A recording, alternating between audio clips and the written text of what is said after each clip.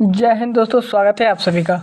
दोस्तों, बीपीएससी की सीरीज में हम कर रहे हैं प्रीवियस ईयर क्वेश्चन, जो है घटना चक्र का 2023 का लेटेस्ट पूर्वावलोकन दे रखा है, जिसमें हर प्रश्न पत्र है और साथ में इनकी व्याख्या भी दे रखी है। ये सारे प्रीवियस ईयर क्वेश्चन है, लगभग 67वीं बीपीएससी से लेकर 40, 42, 39वीं बीपीएससी तक दे रखे हैं। तो हर प्रश्न को अच्छे से देखेंगे और हम इस क्लास में फुल रिविजन करेंगे हर प्रश्न का। तो चलिए दोस्तों, देखते हैं हम इस प्रश्न में हमने क्या क्या कर लिया है और आज क्या क्या करने वाले हैं। चलिए दोस्तों, इसमें हमने प्राचीन भारत का इतिहास पूरा कर लिया है। आज की जो क्लास है वो है मध्यकालीन भारत का इतिहास, जो हम एक ही क्लास में पूरा करने वाले हैं। तो इसलिए आप क्लास में एंड तक जुड़े रहिएगा। दोस्तों, इसके साथ ही हमने भारतीय राज्य व्यवस्था की एक क्लास कर ली है, जो आपको इस चैनल पर मिल जाएगी। अगर आपने वो नहीं देखी तो उसे आप जाकर देख सकते हैं। तो चलिए दोस्तों, आज मध्यकालीन भारत को आज देखते हैं, जिसको हम एक ही क्लास में पूरा करने वाले हैं। अगली क्लास में हम आधुनिक भारत का इतिहास भी करेंगे दोस्तों, साथ ही साथ इनकी हम व्याख्या भी देखते हुए चलेंगे। तो चलिए दोस्तों, शुरू करते हैं आज की क्लास को। यह है मध्यकालीन भारत। चलिए दोस्तों, इसको थोड़ा जूम कर लेते हैं जिससे आपको साफ दिखे। मध्यकालीन भारत का इतिहास। दोस्तों, प्रश्न नंबर 1 हमारा, गुलाम वंश का प्रथम शासक कौन था? तो गुलाम वंश का प्रथम शासक कौन था? तो गुलाम वंश का प्रथम शासक कुतुबुद्दीन ऐबक थे। कौन थे? कुतुबुद्दीन ऐबक। कौन थे? कुतुबुद्दीन ऐबक थे गुलाम वंश के प्रथम शासक। चलिए दोस्तों, इसकी व्याख्या भी देख लेते हैं। कुतुबुद्दीन ऐबक गुलाम वंश के प्रथम शासक थे। देखिए, भारत में गुलाम वंश का प्रथम शासक कुतुबुद्दीन ऐबक 1206 ईस्वी से 1210 ईस्वी तक था। वह ऐबक नामक तुर्क जनजाति का था। बचपन में उसे निसापुर के काजी फरुद्दीन अब्दुल अजीज कुकी ने एक दास के रूप में खरीदा था। काजी ने उसकी उचित ढंग से देखभाल की और सभी शिक्षाओं में पूर्ण कराया। ऐबक बचपन से ही अति सुरीले स्वर में कुरान पढ़ता था, जिस कारण वह कुरान का पाठ करने वाला के नाम से प्रसिद्ध हो गया। बाद में वह निसापुर से गजनी लाया गया, जहां उसे गौरी ने खरीद लिया। अपनी प्रतिभा, लगन और ईमानदारी के बल पर शीघ्र ही ऐबक ने गौरी का विश्वास प्राप्त कर लिया। गौरी ने उसे अमीर-ए-आखुर के पद पर प्रोन्नत किया। याद रखना, अमीर-ए-आखुर, जो अमीर-ए-आखुर का पद था उस पर बिठाया था, प्रोन्नत किया, और यहीं से उसके जीवन का एक नया अध्याय प्रारंभ हुआ। वह दिल्ली का पहला तुर्क शासक था, यद्यपि वह लाहौर से ही शासन करता था। याद रखना, अगर प्रश्न में कभी आपसे पूछ लिया जाए कि कुतुबुद्दीन ऐबक की राजधानी कहाँ थी, तो लाहौर थी, कि वो लाहौर से ही शासन करता था। उसी को भारत में तुर्की राज्य का संस्थापक भी माना जाता है। याद रखना, तुर्की राज्य का संस्थापक कुतुबुद्दीन ऐबक। गौरी की मृत्यु के बाद लाहौर के नागरिकों द्वारा आमंत्रित करने पर वहां पहुंचकर शासन सत्ता अपने हाथ में लिया। यद्यपि उसने अपना राज्याभिषेक गौरी के मृत्यु के 3 माह पश्चात जून 1206 में कराया था। ऐबक ने कभी सुल्तान की उपाधि धारण नहीं की थी। याद रखेंगे, ऐबक ने कभी भी सुल्तान की उपाधि धारण नहीं की थी। उसे केवल मलिक और सिपह सालार कहते थे। याद रखना, 2 पदवी दे रखी है इसमें। उसे केवल मलिक और सिपह सालार की पदवियों से ही अपने को संतुष्ट रखा। गौरी के उत्तराधिकारी गयासुद्दीन द्वारा मुक्ति पत्र प्राप्त करने के बाद नियम पूर्वक 1208 ईस्वी में ऐबक को दास्ता से मुक्ति मिली थी। याद रखना, 1208 ईस्वी में ऐबक को दास्ता से मुक्ति मिल गई थी। दोस्तों, अगला प्रश्न है, कुतुबुद्दीन ऐबक की राजधानी क्या थी? देखो ये दोस्तों, ये प्रश्न आ गया, कुतुबुद्दीन ऐबक की राजधानी। तो हमने अभी आपको बताया था लाहौर। कहाँ है? लाहौर। अगला प्रश्न है, प्रश्न नंबर 3, 2.5 दिन का झोपड़ा क्या है?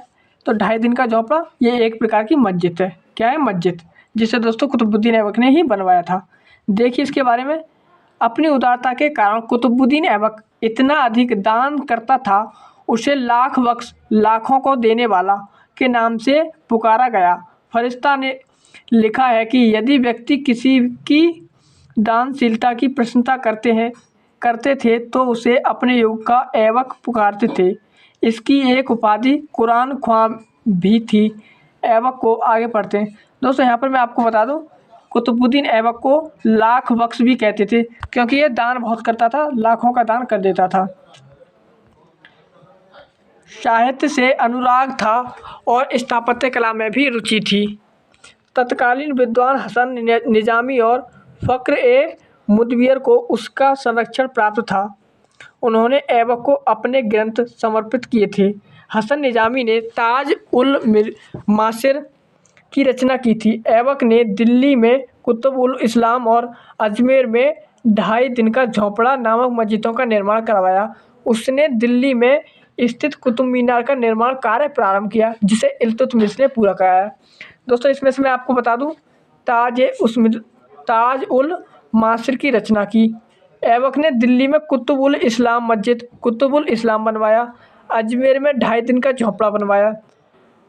और दोस्तों, इसने दिल्ली में स्थित कुतुब मीनार का निर्माण कार्य प्रारंभ किया, जिसे बाद में इल्तुतमिश ने पूरा कर दिया। तो ये 3 प्रश्न इसमें याद रखना। कुतुब मीनार किसके द्वारा पूरा किया गया था? अभी हमने देखा कुतुब मीनार इल्तुतमिश ने पूरा किया था, तो यहाँ पर क्या आंसर होगा? इल्तुतमिश। अगला प्रश्न है, भारत में मोहम्मद गौरी ने किसको प्रथम अक्ता प्रदान किया था? अक्ता, दोस्तों अक्ता की बात आए तो याद रखना, ये कुतुबुद्दीन ऐबक को प्रदान किया था, कुतुबुद्दीन ऐबक को। इसके बारे में देख लेते हैं। देखिए, गौरी की विजयों के बाद शीघ्र ही उत्तर भारत में अक्ता प्रथा स्थापित हो गई।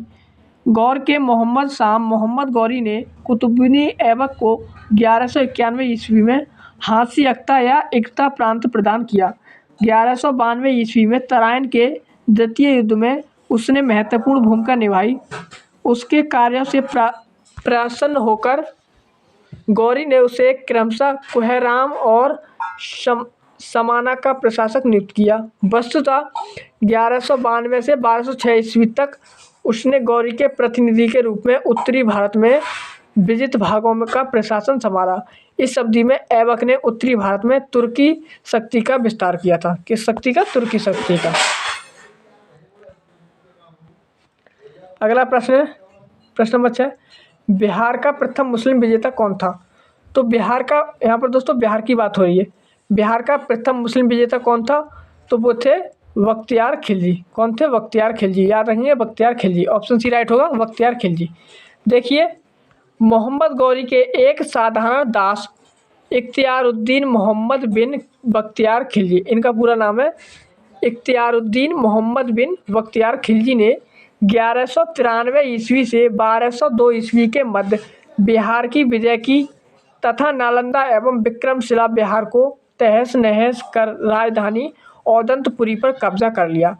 उसने 1202 से 1203 ईस्वी के आसपास बंगाल पर आक्रमण किया। उस समय वहाँ का शासक लक्ष्मण सेन था। वह बिना युद्ध किए ही भाग निकला। तुर्की सेना ने राजधानी नदिया में प्रवेश कर बुरी तरह से लूटपाट की। राजा की अनुपस्थिति में नगर ने आत्मसमर्पण कर दिया। लक्ष्मण सेन ने भागकर दक्षिण बंगाल में शरण ली और वहीं कुछ समय तक शासन करता रहा। प्रसिद्ध पर्शियन इतिहासकार मिन्हाजुद्दीन सिराज ने अपनी पुस्तक तबकात-ए-नासिरी में बिहार में उसके हमलों के बारे में विस्तार से वर्णन किया है। तो याद रखना, मिन्हाजुद्दीन सिराज की पुस्तक का नाम है तबकात-ए-नासिरी। दोस्तों, अगला प्रश्न है, बिहार पर बख्तियार खिलजी के हमलों का पहला विवरण प्राप्त हुआ। तो ये किससे प्राप्त हुआ? अभी पढ़ के आए हैं तबकात-ए-नासिरी से। उसमें दे रखा है तबकात-ए-नासिरी में, पीछे अभी पढ़ के आए हैं। ऑप्शन बी राइट आंसर होगा प्रश्न नंबर 7 का, तबकात-ए-नासिरी। अगला प्रश्न है, नालंदा बिहार का विध्वंस किया। तो नालंदा बिहार का विध्वंस ये किया था बख्तियार खिलजी ने। ऑप्शन ए राइट आंसर है, बख्तियार खिलजी। अगला प्रश्न है, इल्तुतमिश ने बिहार में अपना प्रथम सूबेदार नियुक्त किया। तो इल्तुतमिश ने अपना बिहार में प्रथम सूबेदार किसे नियुक्त किया? ये नियुक्त किया था मलिक जानी को। किसे नियुक्त किया? मलिक जानी। ऑप्शन डी राइट होगा, मलिक जानी। देखिए इसके बारे में, 1225 ईस्वी में इल्तुतमिश ने बिहार शरीफ एवं राहागढ़ पर अधिकार कर राजमहल की पहाड़ियों में तेलियागढ़ी के समीप हिसामुद्दीन ऐवाज को पराजित किया। ऐवाज ने इल्तुतमिश की अधीनता स्वीकार कर ली। इल्तुतमिश ने ऐवाज के स्थान पर मलिक जानी को बिहार का सूबेदार नियुक्त किया था। याद रखेंगे, इल्तुतमिश ने ऐवाज के स्थान पर, अगर आपसे प्रश्न में कभी पूछ लिया जाए कि किसके स्थान पर, तो याद रखना ऐवाज के स्थान पर मलिक जानी को सूबेदार नियुक्त किया था बिहार का। अगला प्रश्न है प्रश्न नंबर 10। वह प्रथम मुस्लिम शासक कौन था जिसने बिहार के सिद्धांत को राजाओं के ईश्वरीय अधिकार सिद्धांत के समान प्रतिपादन किया था? तो वह कौन था? तो वह थे बलबन। कौन थे? बलबन थे। याद रखेंगे। बलबन के बारे में देखते हैं आगे। देखिए, बलबन प्रथम मुस्लिम शासक था जिसने शासन के सिद्धांतों को राजाओं के ईश्वरीय अधिकार सिद्धांत के समान प्रतिपादन किया। इसके अनुसार सुल्तान पृथ्वी पर ईश्वर का प्रतिनिधि नियाबत ए खुदाई है और उसका स्थान पैगंबर के पश्चात है। राजा जिसे जिल्ले अल्लाह या जिल्ले इलाही अर्थात ईश्वर का प्रतिबिंब या उसके पुत्र बुगरा खां से कहा था। सुल्तान का पद निरंकुशता का सजीव प्रतीक है। यानी कि बलबन जी कहते थे, जो बलबन है, कि जो राजा होता है, राजा या सुल्तान, ये दोस्तों भगवान का प्रतिनिधि है, यानी कि भगवान का रूप है। बलबन कहते थे दोस्तों। प्रश्न नंबर अगला है 11। किस दिल्ली सुल्तान ने रक्त एवं लौह की नीति अपनाई? रक्त एवं लौह की नीति, तो याद रखना ये नीति बलबन ने अपनाई। किसने अपनाई? बलबन ने। देखिए इनके बारे में। बलबन के विषय में कहा गया है कि उसने रक्त एवं लौह की नीति अपनाई थी। बलबन के राजत्व सिद्धांत को 2 मुख्य विशेषताएं थीं। प्रथम, सुल्तान का पद ईश्वर के द्वारा प्रदत्त होता है और द्वितीय, सुल्तान का निरंकुश होना आवश्यक है। उसके अनुसार सुल्तान पृथ्वी पर ईश्वर का प्रतिनिधि नियामत खुदाई है और उसका स्थान पैगंबर के पश्चात है। सुल्तान को कार्य करने की प्रेरणा और शक्ति ईश्वर से प्राप्त होती है। इस कारण जनसाधारण या सरदारों को उसके कार्यों की आलोचना का अधिकार नहीं है। यानी कि ये कहते थे कि जो सुल्तान कोई भी कार्य करता है तो उसकी कोई आलोचना ना करे। दोस्तों अगला प्रश्न है, जब उसने राजत्व प्राप्त किया तो वह शरीयत के नियमों और आदेशों से पूर्णतः स्वतंत्र था। बरनी ने यह कथन किस सुल्तान के लिए कहा है? तो दोस्तों जो विद्वान है बरनी, उन्होंने ये कथन बलबन के लिए किया है। किसके लिए कहा था? बलबन के लिए। याद रहेगा ऑप्शन बी, बलबन के लिए। जियाउद्दीन बरनी ने उक्त कथन अलाउद्दीन खिलजी के लिए कहा है। अलाउद्दीन दिल्ली का पहला सुल्तान था जिसने धर्म पर राज्य का नियंत्रण स्थापित किया। इस संदर्भ में अपनी नीति की व्याख्या करते हुए वह स्वयं कहता है कि मैं नहीं जानता कि कानून की दृष्टि से क्या उचित है और क्या अनुचित है। मैं राज्य की भलाई अथवा अवसर विशेष के लिए जो उपयुक्त समझता हूँ उसी को करने की आज्ञा देता हूँ। अंतिम न्याय के दिन मेरा क्या होगा मैं नहीं जानता। अलाउद्दीन ने राजपद के विषय में बलबन के विचार को पुनः जीवित किया। वह राजा को सार्वभौमिकता में विश्वास रखता था जो पृथ्वी पर ईश्वर का प्रतिनिधि मात्र है। उसने अपनी शक्ति की वृद्धि के विषय में खलीफा की अनुमति लेना आवश्यक नहीं समझा।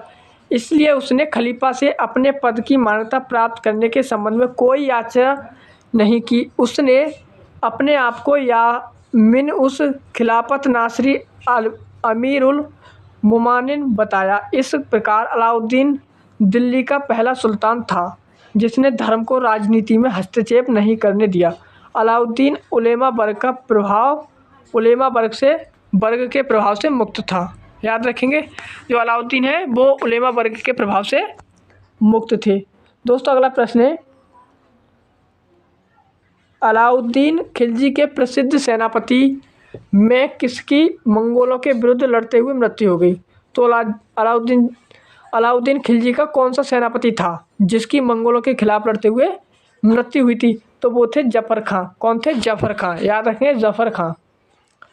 देखिए, अलाउद्दीन का प्रसिद्ध सेनापति जफर खां मंगोलों के विरुद्ध लड़ता हुआ मारा गया, जो अपने समय का श्रेष्ठ और साहसी सेनापति था।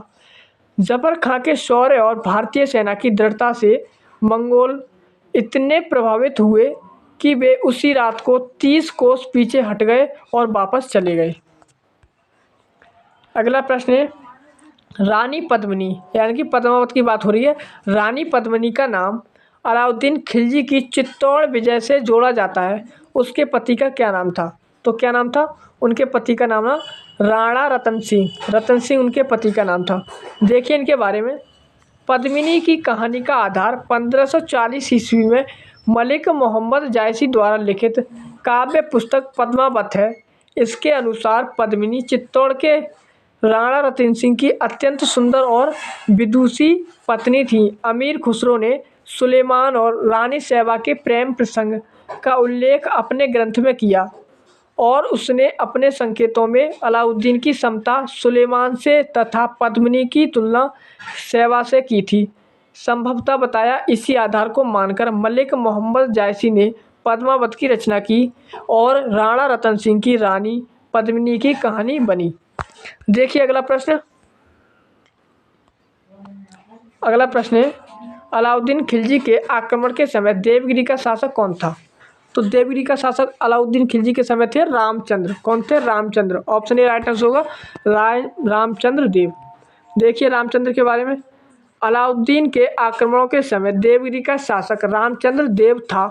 1296 ईस्वी में देवगिरी के शासक रामचंद्र देव ने अलाउद्दीन के सफल आक्रमण से बाध्य होकर उसे प्रति वर्ष अलीपुर की आय भेजने का वादा किया था।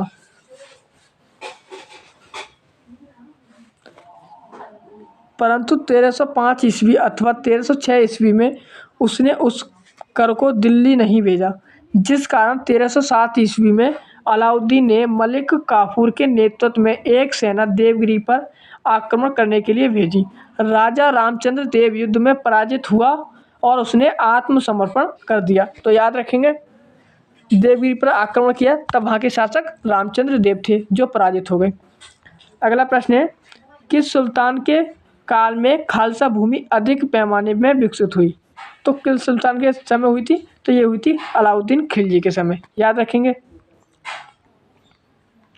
देखिए, अलाउद्दीन खिलजी की राजस्व और लगान व्यवस्था को मुख्य उद्देश्य एक शक्तिशाली और निरंकुश राज्य की स्थापना करना था।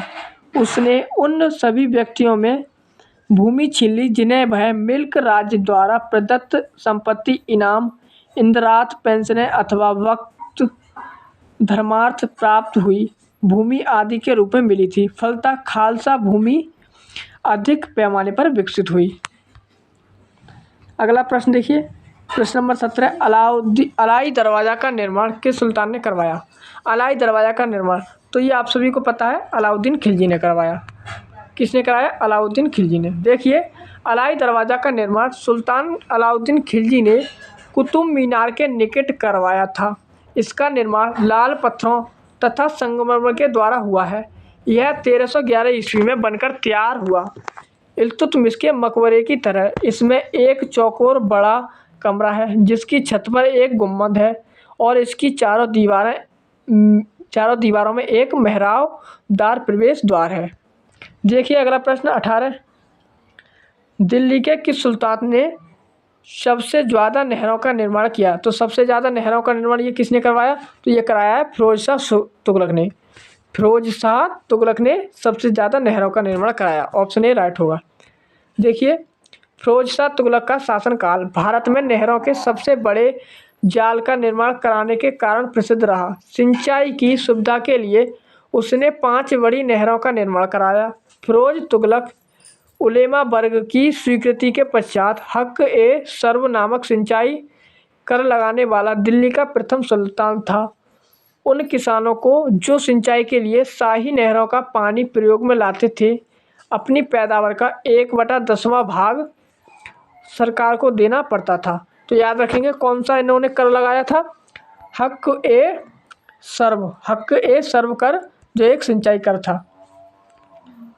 देखिए अगला प्रश्न, फिरोज तुगलक द्वारा स्थापित दार उल सफ़ा क्या था? तो फिरोज तुगलक द्वारा स्थापित दार उल सफ़ा क्या था? तो ये एक प्रकार का खैराती अस्पताल था। क्या था? खैराती अस्पताल। देखिए, राज्य के खर्च पर हज की व्यवस्था करने वाला पहला भारतीय शासक फिरोज शाह तुगलक था। उसने दार उल सफ़ा नामक एक खैराती अस्पताल की स्थापना भी की। उसमें कुशल हकीम रखे गए।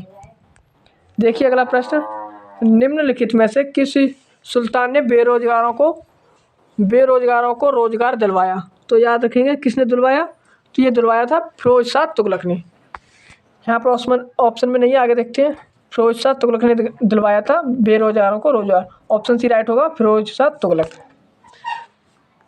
देखिए, फिरोज शाह तुगलक ने सामान्यतः लोगों की भलाई के लिए कुछ उपकार के कार्य किए। नियुक्ति के लिए एक दफ्तर रोजगार दफ्तर खोलकर तथा प्रत्येक मनुष्य के गुण एवं योग्यता की पूरी जांच पड़ताल के बाद यथासंभव अधिक से अधिक लोगों को नियुक्ति देकर अपने बेकारी की समस्या को हल करने का प्रयास किया। देखिए अगला प्रश्न, 21वां प्रश्न। प्रश्न नंबर 21 है, निम्नलिखित में से किस सुल्तान ने दरबार में सबसे अधिक गुलाम थे? यानी कि किस सुल्तान के दरबार में सबसे अधिक गुलाम थे? तो वो थे फिरोज शाह तुगलक के दरबार में। फिरोज शाह तुगलक के दरबार में। देखिए, फिरोज को दासों का बहुत शौक था। क्या था? फिरोज को दासों का बहुत शौक था। उसके दासों की संख्या संभवतः 1,80,000 तक पहुंच गई थी। उनकी देखभाल के लिए एक पृथक विभाग दीवाने बंदगान का गठन किया गया था। उन दासों की शिक्षा का पूर्ण ध्यान रखा गया। प्रत्येक दास को 10 से 100 टंके के बीच वेतन मिलता था। कभी कभी जागीरें भी मिलती थीं। फिरोज का यह शौक राज्य के लिए हानिकारक सिद्ध हुआ। तो याद रखेंगे, दीवाने बंदगान ये फिरोज शाह के समय एक विभाग था। देखिए प्रश्न नंबर 22, निम्नलिखित में से किस सुल्तान ने फलों की गुणवत्ता सुधारने के लिए उपाय किए? तो फलों की गुणवत्ता सुधारने के लिए उपाय ये किए थे फिरोज शाह तुगलक ने। ऑप्शन बी राइट होगा, फिरोज शाह तुगलक। देखिए, फिरोज शाह तुगलक ने बागवानी में अपनी अभिरुचि के कारण दिल्ली के निकट 1200 नए बाग लगवाए तथा अलाउद्दीन के 30 पुराने बागों को फिर से लगवाया था। तो याद रखेंगे फिरोज शाह तुगलक। देखिए अगला प्रश्न, फारसी यात्री अब्दुल रज़ाक भारत में किस राजा के शासनकाल में आया? फारसी यात्री था अब्दुल रज़ाक। यहाँ पर एक प्रश्न ये भी बन जाता कि अब्दुल रज़ाक कहाँ का यात्री था? तो ये फारस का था, यानी कि फारसी यात्री था। तो ये किसके समय आया था? देवराय सेकंड के शासनकाल में आया था। देवराय द्वितीय के शासनकाल में। देखिए इसके बारे में, देवराय द्वितीय के बारे में देखिए, फारसी राजदूत अब्दुल रज़ाक संगम वंश के सबसे प्रतापी शासक देवराय सेकंड के कार्यकाल 1422 से 46 ईस्वी के शासनकाल में विजयनगर आया था। उसने अपने यात्रा वृत्तांत में मतला उस सदाइन व मज उल बहरीन में देवराय सेकंड के शासनकाल का वर्णन किया है। देखिए अगला प्रश्न यहीं पर, प्रश्न नंबर 24 है, तैमूर के आक्रमण के बाद भारत में किस वंश का राज स्थापित हुआ? तो तैमूर का आक्रमण हुआ था तो भारत में किसका शासन हुआ, स्थापित हो गया? सैयद वंश का। तैमूर के आक्रमण के बाद भारत में सैयद वंश का आक्रमण रहा, इस बात को याद रखिएगा। देखिए इनके बारे में आगे देख लेते हैं इनके बारे में। देखिए यहाँ पर, तैमूर के आक्रमण के बाद 1398 ईस्वी ने तुगलक शासक को कमजोर कर 1412 ईस्वी में नसरुद्दीन की मृत्यु के साथ ही तुगलक वंश का अंत हो गया। 1413 ईस्वी में सरदारों ने दौलत खां को दिल्ली का सुल्तान चुना, परंतु उसे दौलत खां ने सूबेदार खिज्र खां ने पराजित कर दिया। वह तैमूर द्वारा नियमित लाहौर का सूबेदार था। तैमूर के आक्रमण के बाद 1414 ईस्वी में उसने दिल्ली पर अधिकार कर एक नए वंश सैयद वंश की नींव रखी थी। याद रखेंगे। देखिए प्रश्न नंबर 25।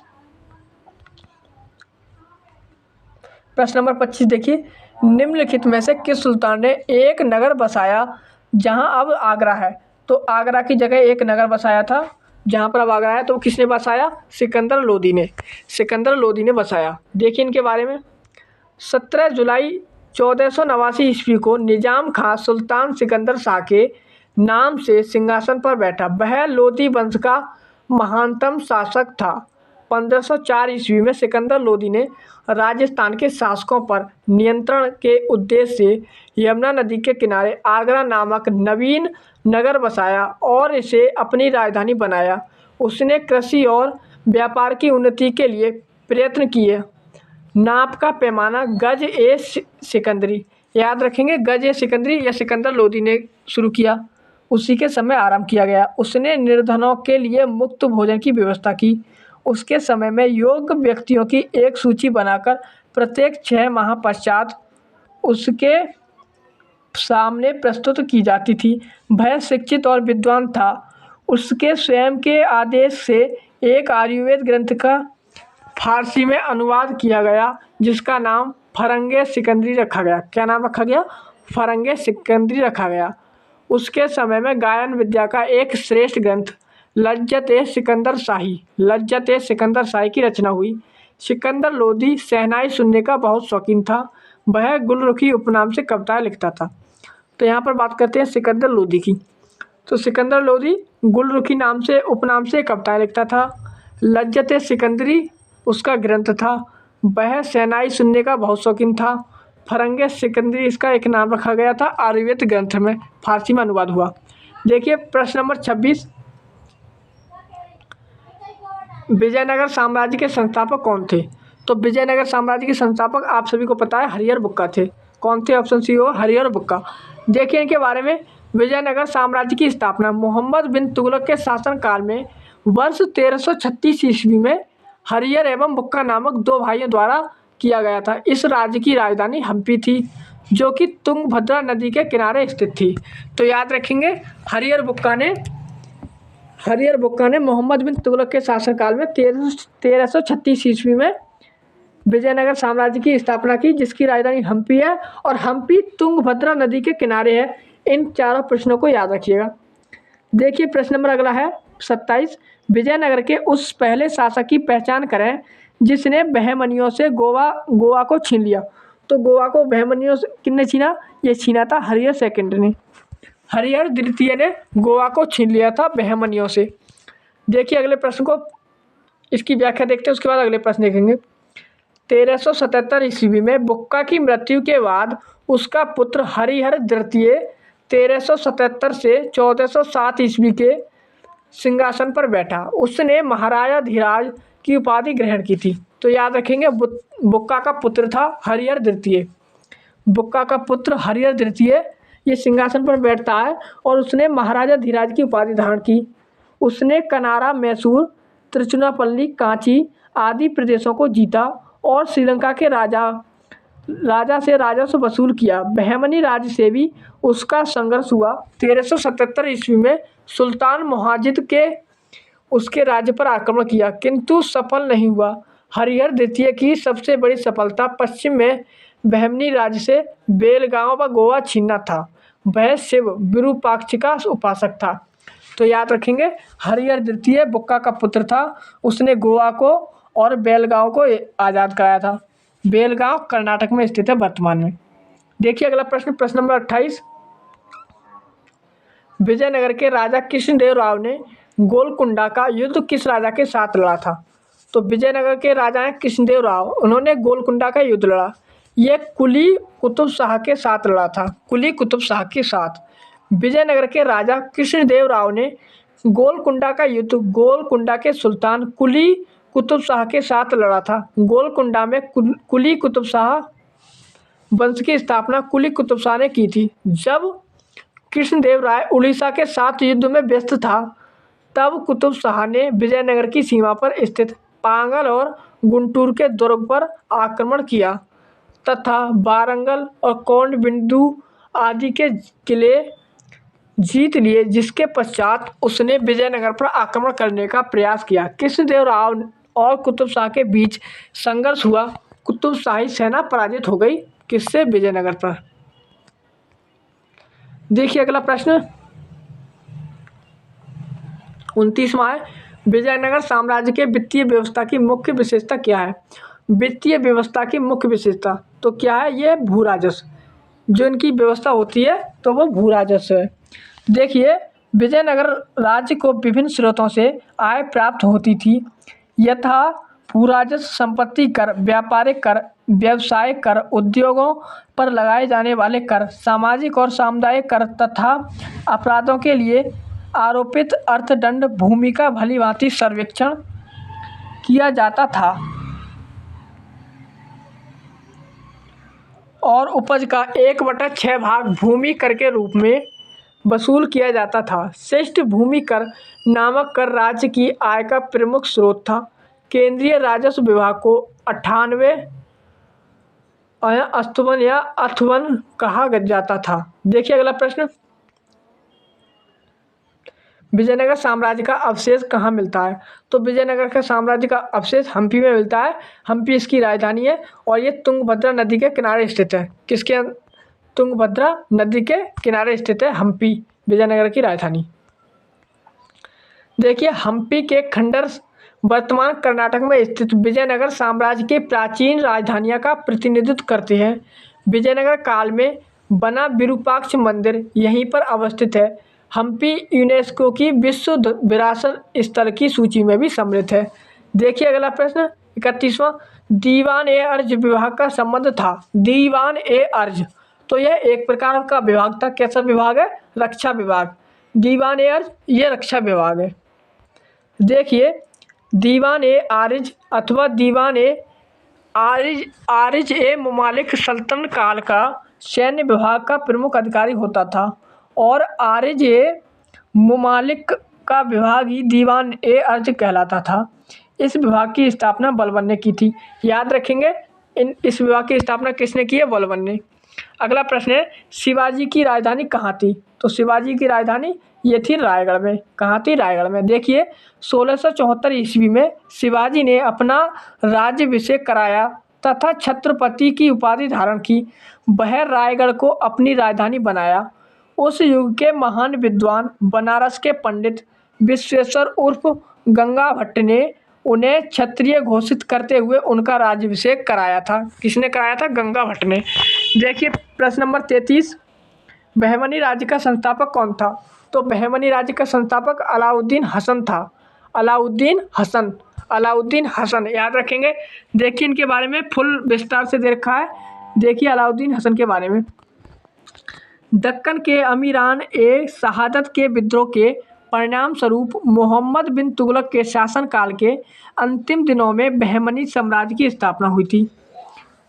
याद रखेंगे, मोहम्मद बिन तुगलक के शासनकाल के अंत में बहमनी साम्राज्य की स्थापना हो गई। जफर खां, जिसे हसन गंगू 1347 से 1358 ईस्वी नामक एक सरदार ने अलाउद्दीन हसन बहमन शाह की उपाधि धारण करके 1347 ईस्वी में सिंहासन रूढ़ हुआ और वह बहमनी साम्राज्य की नींव डाली। उसने गुलबर्गा और अपने नव संस्थापित साम्राज्य की राजधानी बनाया। गुलबर्गा को याद रखेंगे, गुलबर्गा को बहमनी साम्राज्य की क्या बनाई? राजधानी।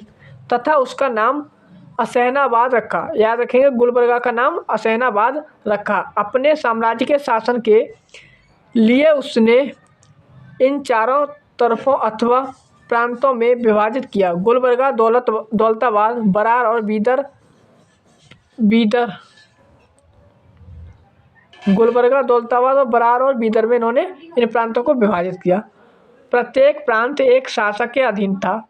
गुलबर्गा का प्रांत सबसे महत्वपूर्ण था। इसमें बीजापुर भी सम्मिलित था। दक्षिण के हिंदू शासकों को उसने अपने अधीन किया तथा अपने अनुयायियों को पद और जागीर प्रदान करने की नई प्रथा आरंभ की। उसने हिंदुओं से जजिया न लेने का आदेश दिया था। याद रखेंगे, हिंदुओं से जजिया न लेने का आदेश भी दिया। अगला प्रश्न है प्रश्न नंबर 34, सरंजामी प्रथा किससे संबंधित थी? सरंजामी प्रथा, तो सरंजामी प्रथा ये मराठा भू राजस्व प्रथा थी। कैसी प्रथा थी? मराठा भू राजस्व। मराठा काल में सरंजामी प्रथा भू राजस्व प्रशासन से संबंधित थी। इस काल में मराठा जागीरदारों को सरंजामी भूमि उनके निर्वहन के लिए प्रदान की जाती थी। देखिए अगला प्रश्न है निम्नलिखित में कौन भूमि उत्पाद पर लगने वाले कर को इंगित करता है? दोस्तों, कौन भूमि कर पर लगने वाले कर को इंगित करता है? तो खराज इंगित करता है, और उस्र और मुक्तई। खराज, उस्र और मुक्तई ये भूमि पर लगने वाले कर थे। तो क्या राइट आंसर होगा? First, third, four option D में देखा है, तो ऑप्शन डी राइट आंसर हो जाएगा।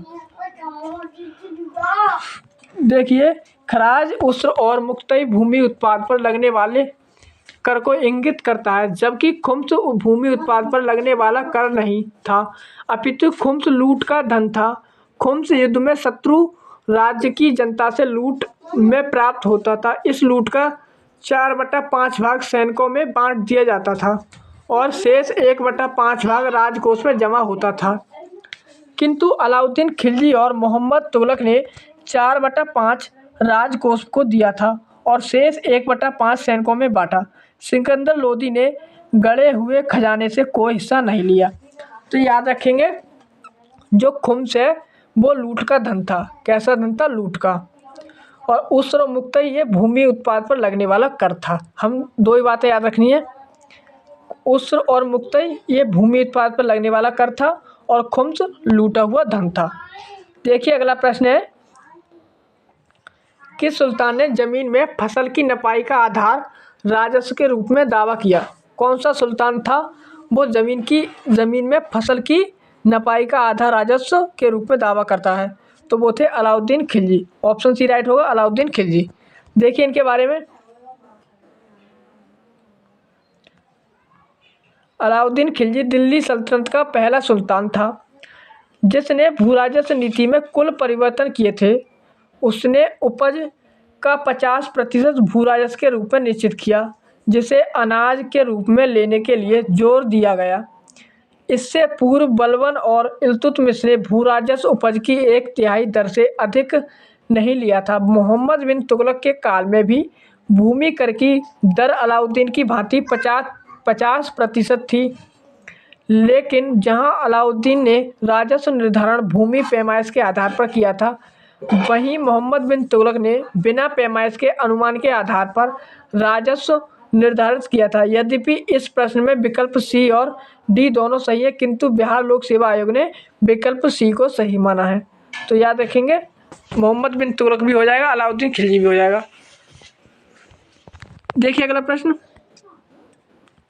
शेख बहाउद्दीन जकारिया किस संप्रदाय के थे?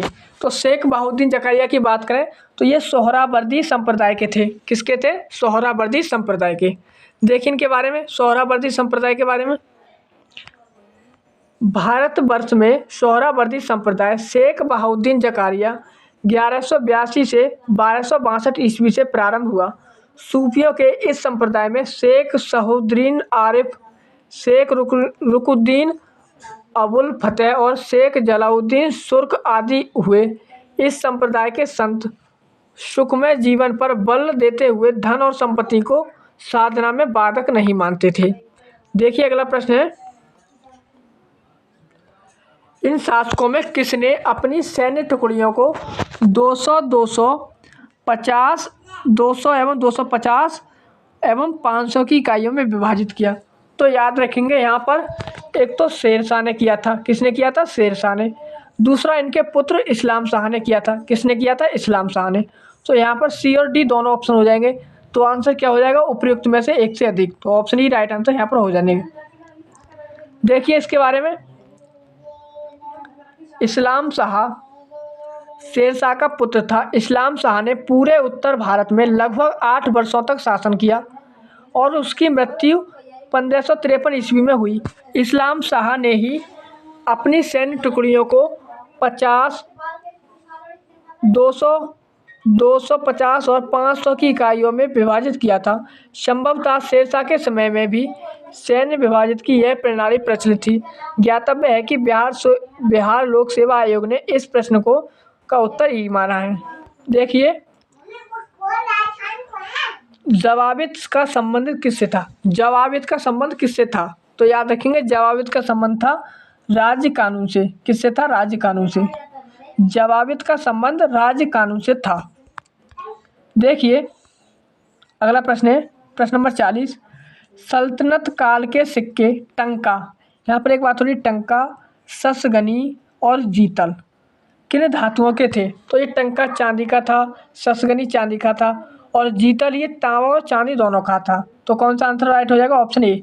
ऑप्शन ए राइट आंसर हो जाएगा। देखिए इसके बारे में, सल्तनत काल में टंका चांदी एवं जीतल तांबे का बना होता था। ये दोनों सिक्के इल्तुतमिश द्वारा प्रचलित किए गए। ससगनी भी चांदी का सिक्का था। टंका एवं जीतल का अनुपात 1:48 था। देखिए भारत में कागज का प्रयोग कब से प्रारंभ हुआ? भारत में कागज का प्रयोग 12वीं शताब्दी से हुआ। 12वीं शताब्दी से याद रखेंगे।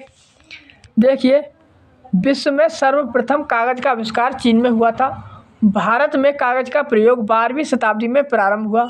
आशुतोष संग्रहालय कलकत्ता में 1105 ईस्वी को 5 ईस्वी का पेपर संरक्षित किया गया था जिसका शीर्षक पंचरक्षा है। यह भारत में कागज का सबसे प्राचीन प्रमाण था।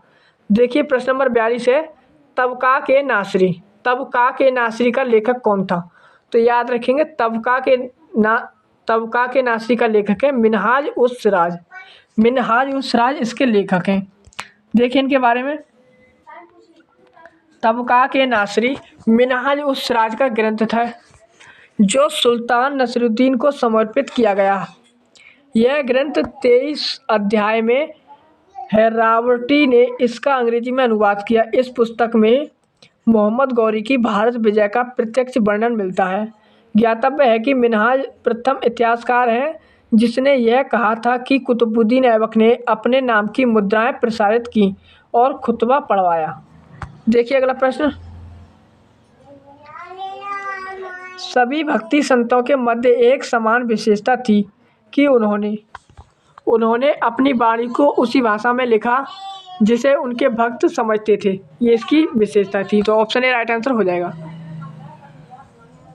देखिए भक्ति आंदोलन के संतों का आचार बहुत ऊंचा था। उसमें से बहुतों ने देश का भ्रमण किया और वे कई प्रकार के लोगों से मिले जिनके विचार भिन्न थे। उन संतों ने साधारणतः लोगों की भाषाओं को उन्नत करने में अपना योगदान दिया। उन्होंने हिंदी, पंजाबी, बंगाली, बंगला, तेलुगु, कन्नड़, तमिल इत्यादि भाषाओं की उन्नति में बहुत योगदान दिया। भक्ति आंदोलन के संत अपने उपदेश क्षेत्रीय भाषाओं में करते थे ताकि वहाँ के लोग उनके उपदेश आसानी से सुन और समझ सकें। इस कारण क्षेत्रीय भाषाओं का विकास हुआ। देखिए अगला प्रश्न क्या है, निम्नलिखित में से किस सुल्तान ने निजामुद्दीन औलिया ने भेंट करने से इनकार कर दिया? तो किस सुल्तान ने निजामुद्दीन औलिया ने भेंट करने से इनकार कर दिया? तो वो थे कौन? Alauddin Khilji. Option B right हो, अलाउद्दीन खिलजी। देखिए शेख निजामुद्दीन औलिया ने 7 सुल्तानों का राज्य देखा जो कि एक के बाद एक सत्तासीन होते रहे, किंतु वे कभी भी किसी के दरबार में नहीं गए। सुल्तान जलालुद्दीन ने शेख से मिलने का बहुत प्रयास किया, यहाँ तक उसने शेख के प्रिय शिष्य अमीर खुसरो के माध्यम से भी प्रयत्न किया, किंतु जब शेख को ज्ञात हुआ कि सुल्तान आने वाला है तो वे अजोधन चले गए। इस प्रकार औलिया ने तो सुल्तान से मिले और ना ही इनकार किया। देखिए अगला प्रश्न, दूसरी तरफ जब अलाउद्दीन ने उनसे मिलने की आज्ञा मांगी तो शेख ने उत्तर दिया कि मेरे मकान के 2 दरवाजे हैं, यदि सुल्तान एक के द्वारा आएगा तो मैं दूसरे के द्वारा बाहर चला जाऊंगा। उन्होंने अलाउद्दीन से मिलने से इनकार कर दिया।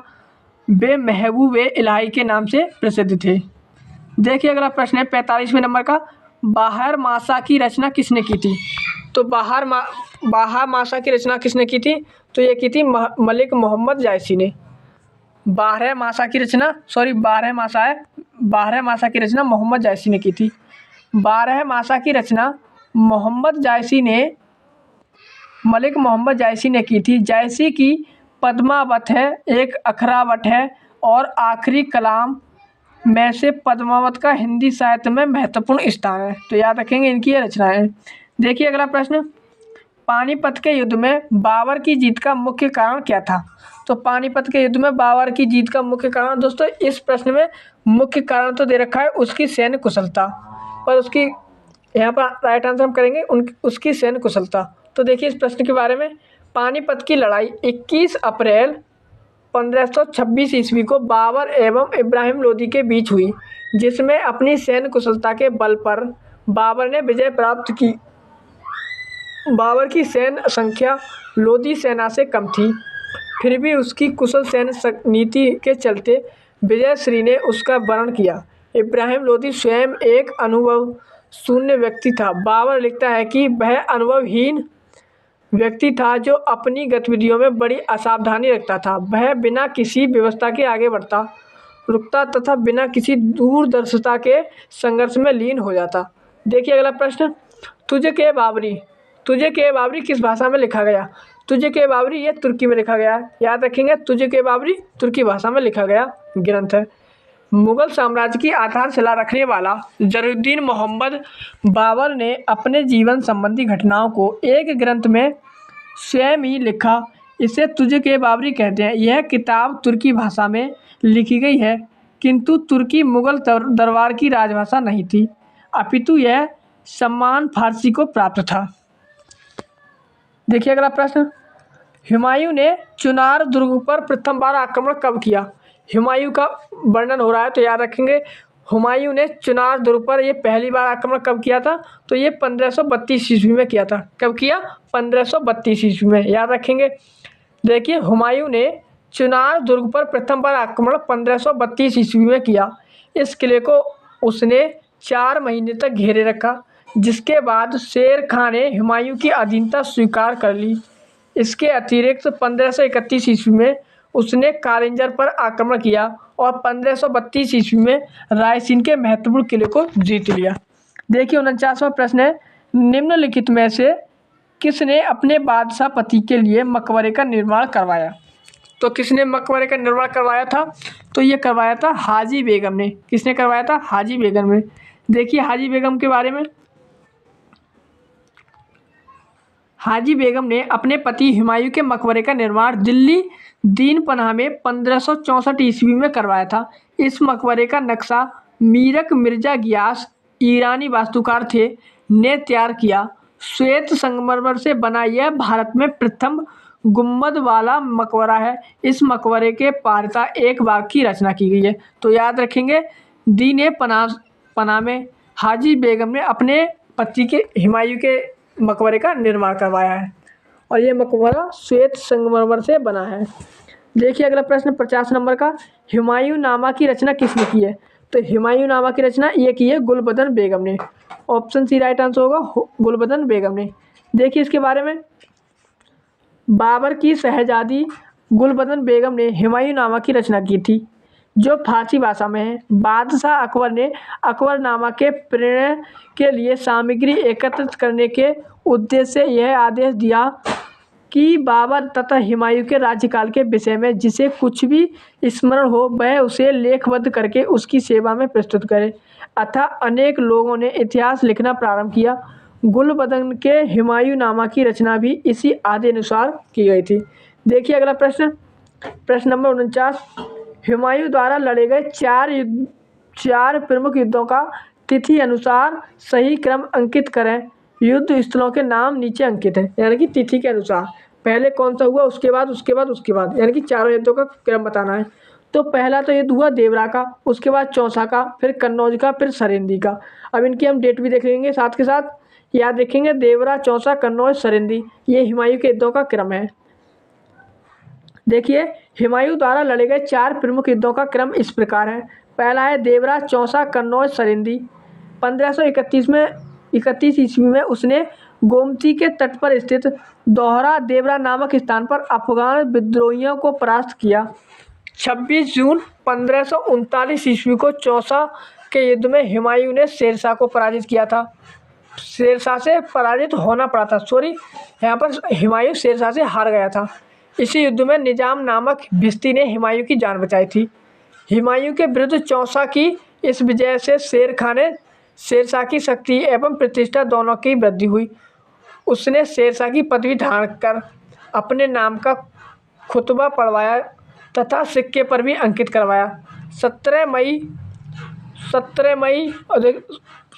1540 ईस्वी को कन्नौज या विलग्राम के युद्ध में भी हुमायूं को शेर शाह से पराजित होना पड़ा और विवश होकर एक निर्वासित की भांति इधर उधर भटकता रहा। 22 जून 1555 ईस्वी को सरहिंदी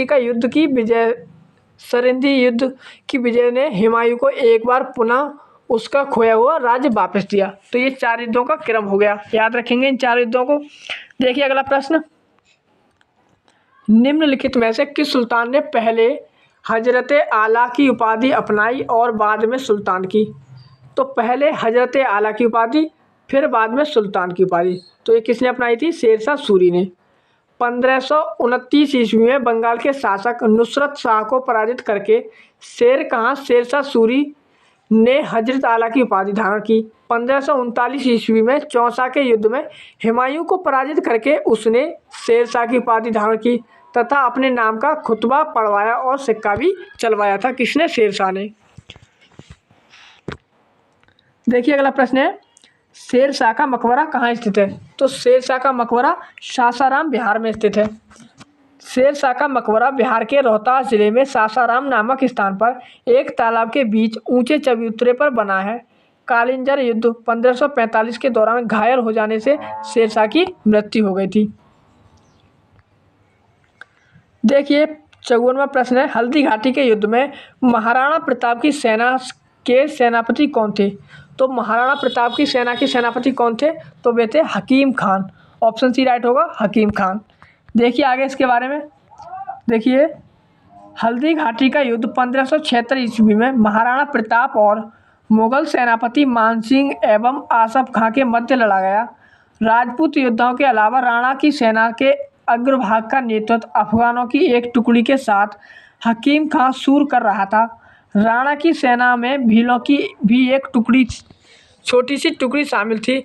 यह राणा की मुगलों के साथ आमने सामने की आखिरी मुठभेड़ थी। आगे उसने छापा मारकर युद्ध का सहारा लिया। देखिए निम्नलिखित में से, अगला प्रश्न है, निम्नलिखित में से किस मुस्लिम शासक ने तीर्थ यात्रा कर को समाप्त कर दिया?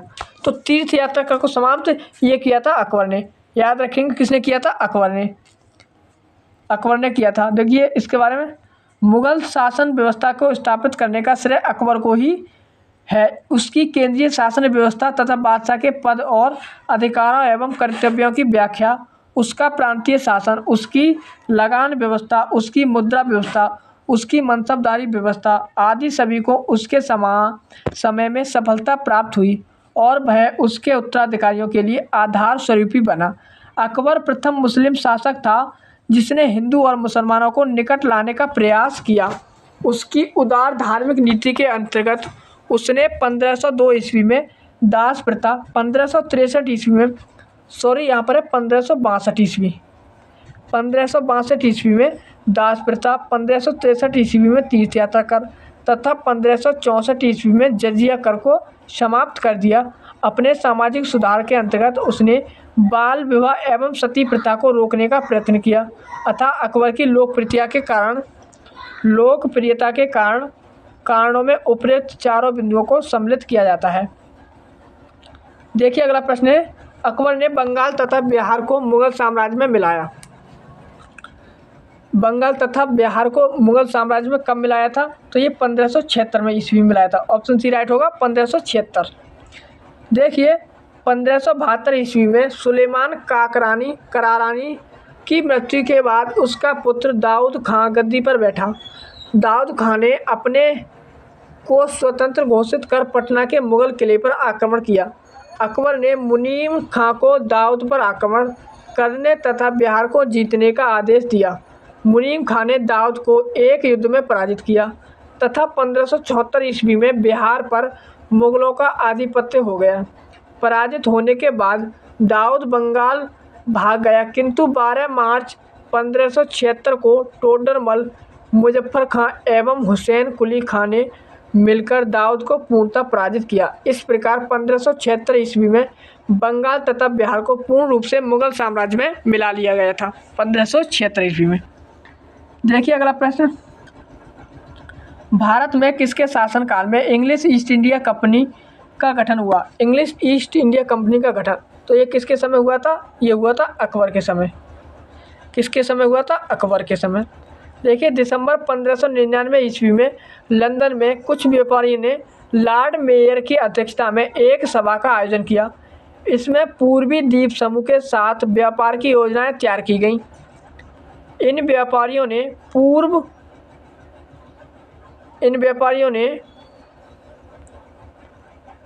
पूर्व के देशों के साथ व्यापार करने के आशय से 1599 ईस्वी में एक कंपनी का गठन किया।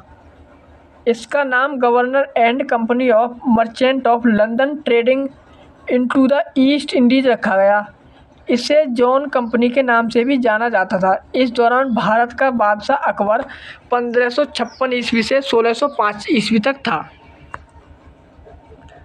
देखिए आईन ए अकबरी किसके द्वारा लिखी गई? तो आईन ए अकबरी ये किसके द्वारा लिखी गई थी? अबुल फजल के द्वारा। ऑप्शन डी राइट होगा, अफजुल फजल। देखिए इसके बारे में, आईन ए अकबरी अकबर के नवरत्नों में से एक अबुल फजल द्वारा लिखी गई। यह अकबरनामा के तीनों भागों में से तीसरा भाग है। इसमें अकबरकालीन शासन व्यवस्था का आधिकारिक वृत्तांत है। देखिए अगला प्रश्न है, प्रश्न नंबर 59, एतमाउद्दौला का मकबरा आगरा में किसने बनवाया था? तो एतमाउद्दौला का मकबरा आगरा में नूरजहां ने बनवाया था। किसने बनवाया था? नूरजहां ने। देखिए एतमाउद्दौला का मकबरा नूरजहां ने 1622 से 1628 ईस्वी के मध्य अपने पिता की मृत्यु के बाद बनवाया। यह आगरा में यमुना नदी के तट पर स्थित एक अत्यंत अलंकारित इमारत है। यह चतुर्भुजाकार मकबरा बेदाग सफ़ेद संगमरमर का बना ऐसा पहला मकबरा है जिसमें बड़े पैमाने पर संगमरमर का प्रयोग किया गया है तथा अलंकरण के लिए इस्लामिक भवनों में पहली बार पित्रा द्वारा संगमरमर में सोने तथा कीमती पत्थरों की जड़ावट शैली का प्रयोग किया गया है। तो याद रखेंगे पित्रा द्वारा का उपयोग किया गया है इसमें पहली बार। एतमाउद्दौला का मकबरा जो दोस्तों नूरजहां ने बनवाया था। किसने बनवाया है? नूरजहां ने। याद रखेंगे ये नूरजहां ने बनवाया है। देखिए अगला प्रश्न,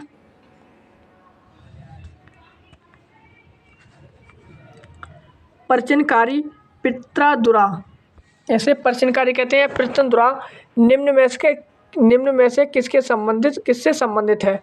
तो ये दीवारों में अर्ध कीमती पत्थर जड़कर फूलों की नक्काशी करना इससे संबंधित है पित्रादुरा। तो ये इससे संबंधित है, याद रखेंगे। देखिए आगे इसके बारे में देख लेते हैं पित्रादुरा के बारे में। पच्चीकारी या परचिनकारी या पित्रादुरा दीवारों में अर्धकीमती पत्थर जड़कर फूलों की नक्काशी करने से संबंधित है। ध्यातव्य है कि भारत में पित्रादुरा नामक जड़ाऊ कार्य सर्वप्रथम एतमाउद्दौला के मकबरे में किया गया था। इस मकबरे का निर्माण जहांगीर की पत्नी नूरजहां ने करवाया था। देखिए अगला प्रश्न है, मध्यकाल में बटाई शब्द का अर्थ है। दोस्तों मध्यकाल में बटाई शब्द का अर्थ है। अगला प्रश्न है, बटाई का अर्थ है लगान निर्धारित करने का तरीका। देखिए मध्यकाल में बटाई शब्द का तात्पर्य लगान निर्धारित करने की एक पद्धति थी जिसमें वास्तविक उपज का बंटवारा राज्य और कृषक के बीच होता था। शेरशाह सूरी ने लगान निर्धारित करने के लिए प्रणालियाँ अपनाई थीं। पहली है नस्क या मुक्ताई अथवा कनकूत, दूसरी है नगदी या जब्ती, तीसरी है गल्ला बख्शी या बटाई। बटाई 3 प्रकार की होती थी। यहाँ पर दोस्तों बटाई भी 3 प्रकार की है। कैसी? पहली है खेत बटाई, दूसरी है लंक बटाई और तीसरी है रास बटाई। खेत बटाई, लंक बटाई और रास बटाई, ये 3 प्रकार की बटाई है। देखिए किस मुगल शासक ने चित्रकारी के लिए कारखाने बनवाए?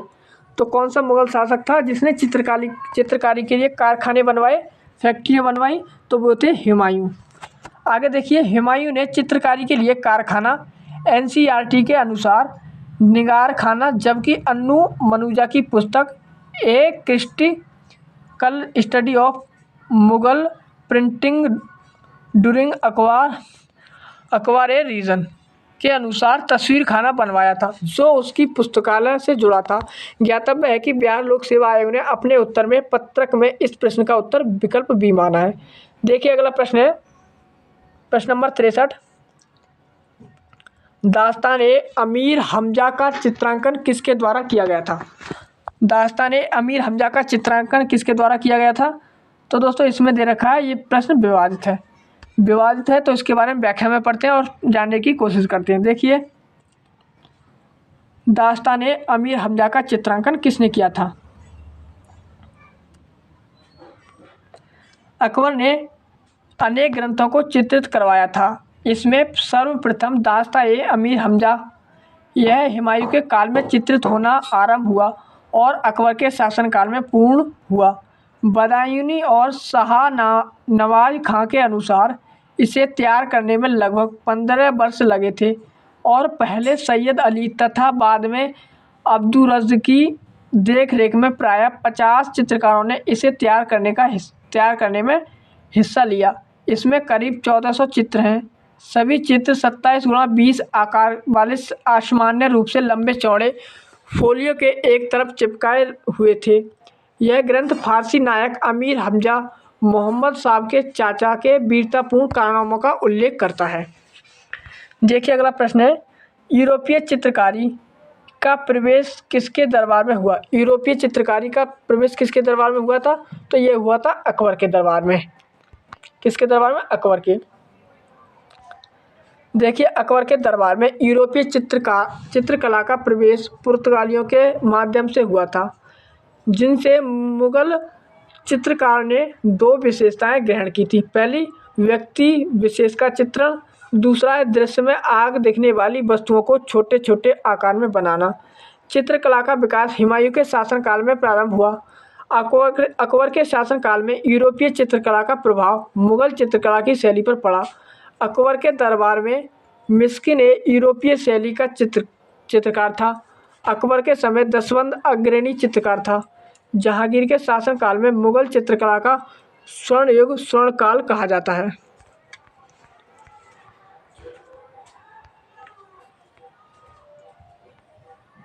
अगला प्रश्न है, दसवंत और बसावन प्रसिद्ध चित्रकार मुगल सम्राट के राज दरबारी थे। दसवंत और बसावन ये दोस्तों किसके प्रसिद्ध चित्रकार थे? तो ये किसके थे? अकबर के थे। ऑप्शन ए राइट होगा, अकबर। देखिए दसवंत और बसावन अकबर कालीन चित्रकार थे। दसवंत जो एक कराहर का बेटा था के काम के अकबर इतना प्रभावित हुआ कि उसने इसे अपने समय के अग्रणी चित्रकार बनने में सहयोग दिया, किंतु बाद में यह महान चित्रकार मानसिक रूप से विक्षिप्त हो गया और 1584 ईस्वी में इसने आत्महत्या कर ली। अकबर कालीन चित्रकारों के नाम अब्दुल फजल ने अपनी पुस्तक आईने अकबरी में गिनाए, जिसमें दसवंत है, बसावन है, केशव लाल है, मुकुंद है, मिस्किन है, फारूक है, कलम है, माधव है, जगन्नाथ है, महेश, खेमकरण, तारा, शालंब, शावल और हरिवंश आदि एक सभी मुगल बादशाह अकबर के समय के चित्रकार थे। देखिए अगला प्रश्न है, मुगल चित्रकला किसके नेतृत्व में अपने शीर्ष बिंदु पर थी? तो मुगल चित्रकला किसके नेतृत्व में अपने शीर्ष बिंदु पर थी? तो ये दोस्तों जहांगीर के समय। ऑप्शन राइट होगा, जहांगीर। मुगल चित्रकला जहांगीर के शासनकाल में अपने शिखर बिंदु पर पहुंच गई। जहांगीर चित्रकला का बड़ा कुशल पारखी था। मुगल शैली में मनुष्यों का चित्र बनाते समय एक ही चित्र में विभिन्न चित्रकारों द्वारा मुख, शरीर तथा पैरों को चित्रित करने का रिवाज था। जहांगीर का दावा था कि वह किसी भी चित्र में विभिन्न चित्रकारों के अलग अलग योगदान को पहचान सकता था। शिकार, युद्ध तथा राज दरबार के दृश्यों को चित्रित करने वाला जहांगीर के काल में मनुष्य तथा जानवरों के चित्रों को बनाने की कला में विशेष प्रगति हुई। अबुल हसन ने जहांगीर के सिंहासन रोहण का एक चित्र बनाया था, जिसे जहांगीर की आत्मकथा तुझ के जहांगीर के मुख्य पृष्ठ पर लगा दिया गया। इस प्रकार जहांगीर के काल को मुगल चित्रकला का स्वर्ण काल भी कहते हैं। इस बात को याद रखेंगे, स्वर्ण युग मुगल चित्रकला का स्वर्ण युग जहांगीर के शासनकाल को कहते हैं। देखिए अगला प्रश्न है, प्रश्न नंबर 67, जाप्ती प्रणाली किसकी उपज थी? जाप्ती प्रणाली, तो ये दोस्तों अकबर की उपज थी। किसकी? अकबर की। अकबर के शासनकाल में भू राजस्व वसूली के लिए जाप्ती प्रणाली का प्रचलन हुआ, जो भूमि सर्वेक्षण, भू राजस्व निर्धारण के लिए दस्तूर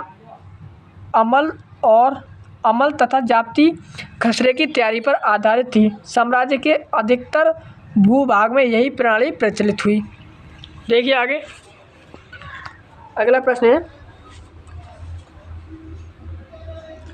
यह कथन किसका है कि अकबर के शासन में इलाहाबाद में 40 स्तंभ युक्त मंजिल के निर्माण में 5,000 से 20,000 लोगों ने 40 साल तक काम किया था।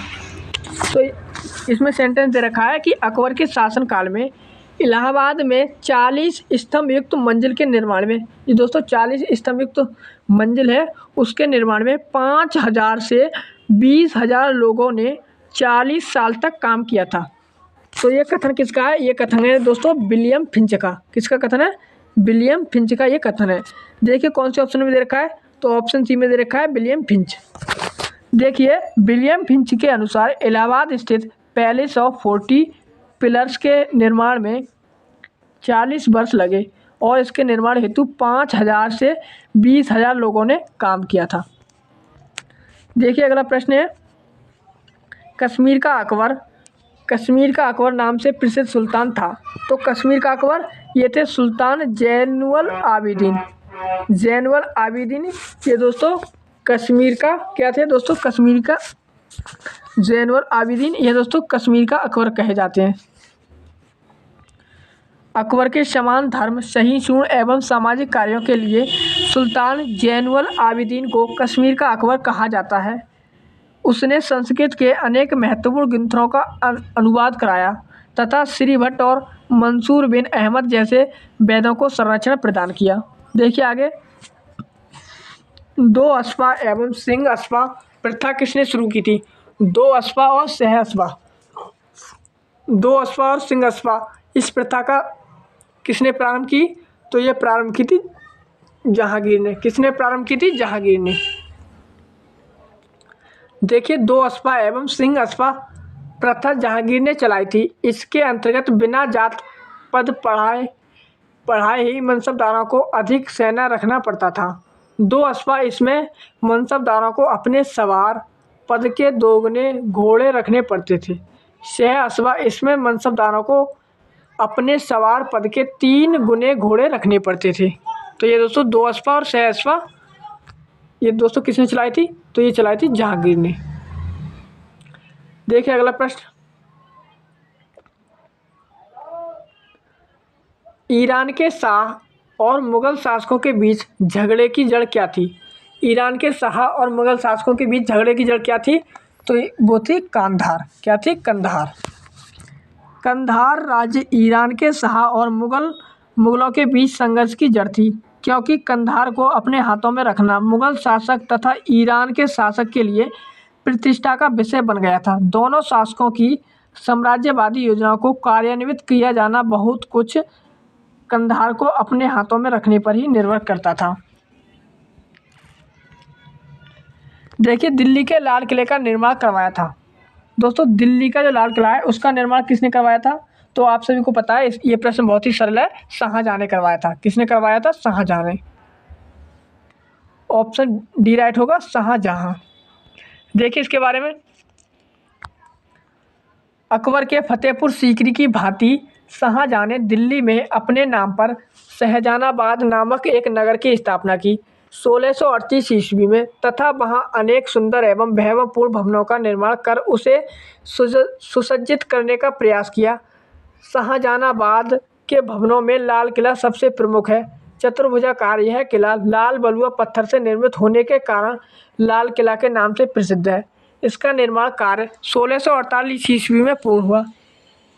इस किले के पश्चिमी द्वार का नाम लाहौरी दरवाज़ा है एवं दक्षिणी द्वार का नाम दिल्ली दरवाज़ा है। यह सुंदरता तथा शोभा में अनोखा है तथा संभवतः विश्व में अतुल है।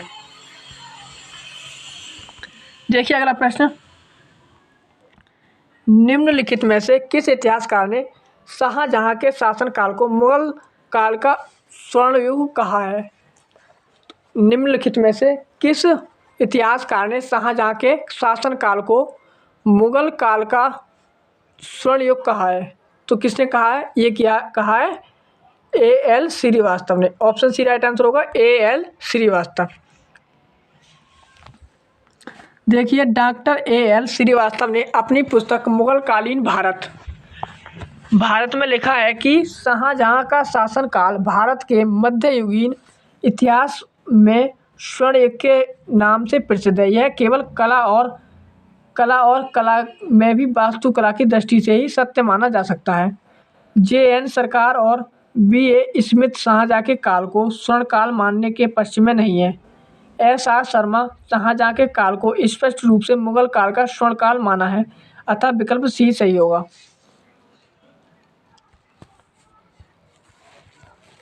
देखिए, अगला प्रश्न है, औरंगजेब द्वारा चलाए गए जिहाद का अर्थ है। औरंगजेब द्वारा चलाए गए जिहाद का अर्थ, तो इसका अर्थ क्या है? वो है दारुल इस्लाम। ऑप्शन बी राइट आंसर होगा, दारुल इस्लाम। देखिए, औरंगजेब सर्वोपरि एक उत्साही सुन्नी मुसलमान था। उसकी धार्मिक नीति सांसारिक लाभ के किसी विचार से प्रभावित नहीं थी। उदार धारा के विरुद्ध सुन्नी कट्टरता के समर्थक के रूप में राज सिंहासन प्राप्त करने वाले की हैसियत से उसने कुरान के कानून को कठोरता से लागू करने का प्रयत्न किया। इस कानून के अनुसार प्रत्येक धार्मिक मुसलमान को अल्लाह की राह में मिन्नत करनी चाहिए, या दूसरे शब्दों में तब तक गैर मुसलमानी देश दारुल हर्ब के विरुद्ध धर्म युद्ध जिहाद करना चाहिए जब तक कि वे इस्लाम के राज्य दारुल इस्लाम के रूप में परिवर्तित नहीं हो जाते। देखिए, अगला प्रश्न है, पटना में किस सिख गुरु का जन्म हुआ? पटना में किस सिख गुरु का जन्म हुआ? तो याद रखना, ये जन्म हुआ था गोविंद सिंह का। ऑप्शन डी राइट आंसर होगा, गोविंद सिंह।